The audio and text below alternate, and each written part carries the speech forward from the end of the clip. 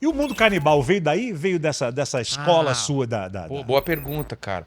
Nessa linha do tempo, a gente começa a fazer trabalho para os Estados Unidos, abre a fábrica de quadrinhos, começa a dar aula, aparece um maluco lá, que tem uns desenhos malucos. Na época, a internet tá dando os primeiros passos, internet de escada, e esse maluco desenha muito, os desenhos muito engraçados. E aí eu falei, pô, o Rodrigo Piologo, ele queria fazer super-herói, cara, e não tinha nada a ver o traço dele com super-herói, porque ele queria fazer quadrinho americano. A gente falou, não, cara, seu traço é esse que você faz, isso é maravilhoso. E aí eu tinha os personagens também, de quadrinhos, porque eu fazia tira pra Folha, tinha feito quadrinhos na época que eu morei em Manaus, antes de tudo isso acontecer. Morei 2 anos lá, trabalhava em agência e tudo mais. E a Foi gente lá juntou. que você pegou a cabeça do macaco, né? Foi lá Exatamente, exatamente. Lá também que eu trouxe tinha uma tribo canibal e videocassete de 6 cabeças, vinha com as cabeças em cima mesmo. aquelas cabeças atrofiadas, né? Né? Aquelas estacas em cima do negócio.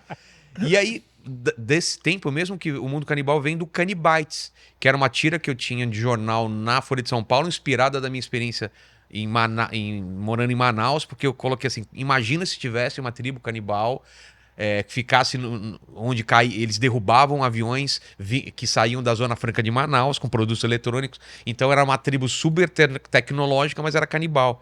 Por isso, Canibites, e por isso vai surgir mais pra frente o Mundo Canibal, onde eu junto com o Rodrigo e o Ricardo, que são irmãos, um desenhava, o outro animava, e eu com eles fazia roteiro, fiz toda a parte comercial e tal, e aquele negócio virou uma febre absurda, cara, durante um tempo assim. Os primeiros virais da internet, a gente tava lá com a Vaira de Pau, com bonequicha, sabe, com uma pancada de coisa que hoje a gente seria cancelado, né? É meio sombrio também, tinha uma coisa meio, né? Meio South Park, bem assim, Não, violento, era bem violento. transgressor, né? Bem, Total, né? total. Era violento, sujo, muito palavrão. Tinha um moleque que comia merda.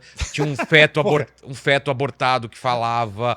Um cotoco, um moleque sem os braços, sem as pernas. Assim, era, cara, tudo que você imagina. Porque a gente tava numa época de abertura que tava todo mundo testando todos os limites. Na música, no teatro, na animação, mesma coisa. Nessa época, as pessoas tinham uma ideia que a animação era coisa pra criança. É difícil hoje falar porque todo mundo fala, não, tem animação pra adulto. Mas na época não, cara, a Eu acho que os animação era pra criança. Simpsons foi bem assim, Sim, né? foi Bem o pioneiro, primeiro, né? foi o A pioneiro. fazer, né? Só que a gente pegou Simpsons e elevou, a gente é pré-South Park, a gente elevou ao máximo. O South Park veio também e outros desenhos falando, não, cara, você pode testar os limites mesmo da parada. É Tem, desenho, você pode tudo. tem canibalismo no Brasil, alguma tribo? Acho que não, Não, né? não tem. Não tem, Não, a né? gente pesquisou, não tem. Ah, que pena, pô. Infelizmente, é. Seria uma questão legal, né? Era legal mandar um pessoal pra lá, né? Exatamente.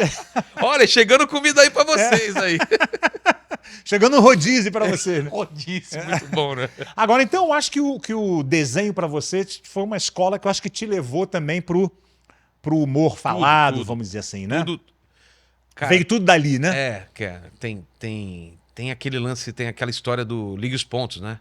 Não Aham. sei quem falou isso, que a vida da gente, a gente vai ligando pontos aleatoriamente, a gente não vê sentido naquilo, mas depois quando você termina, forma um desenho e aquilo Sim, tudo faz sentido. sim. Então eu fui levado para várias coisas assim que aparentemente não faz sentido, mas faz. Por causa do mundo canibal, por fato de eu trabalhar com comédia, só que no papel e depois em animação eu fui pra comédia stand-up. Se eu não tivesse o mundo canibal, eu provavelmente não iria pra comédia stand-up, não veria essa Entendi, possibilidade. Se eu entendi. não fiz, se eu não fizesse história em quadrinho, eu não iria fazer animação. Se eu não fizesse desenho lá atrás, eu não iria fazer história em quadrinho.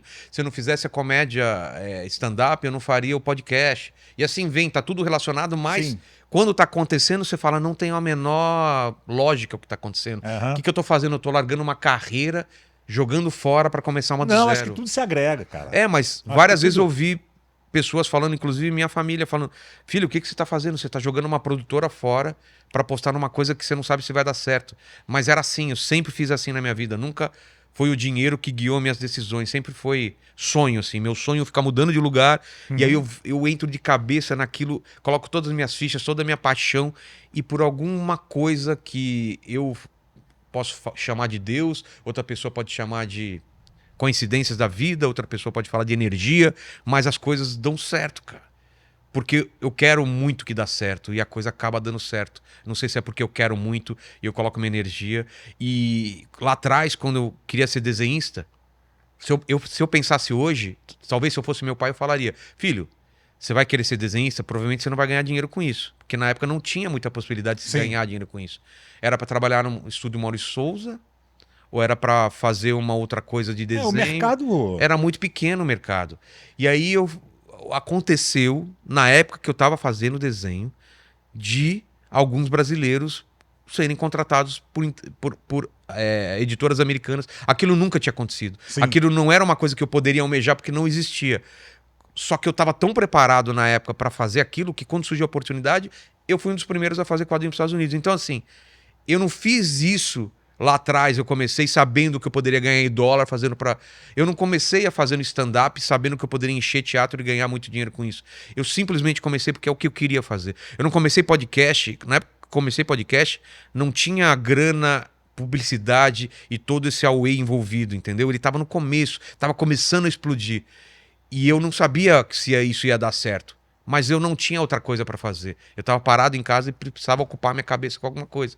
Então, assim, esse fato de, primeiro, ser movido pela paixão, pelo amor à arte. A arte não é um negócio. O negócio vem depois. Você formata, você embala para vender depois. Mas eu sempre fui movido pela arte, pela vontade de fazer alguma coisa diferente. Como agora, que eu estou lançando livro, voltando a fazer quadrinho. Que livro você está lançando?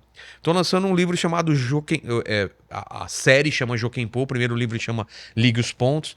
Fiz um crowdfunding ano passado, em dezembro. Bateu 400% da meta, fiquei super feliz. E lanço agora, né? Tem que entregar o livro agora em setembro. O livro, o quadrinho. E é um primeiro livro de uma série muito grande de livros que eu sempre quis escrever. Escrevi antes da pandemia. É outra paixão que eu tenho também e é pra onde meu sonho tá indo também, cara. Ah, que É show, isso. cara. E daí fazer série de televisão, fazer filme. É essa praia que eu vou acabar indo.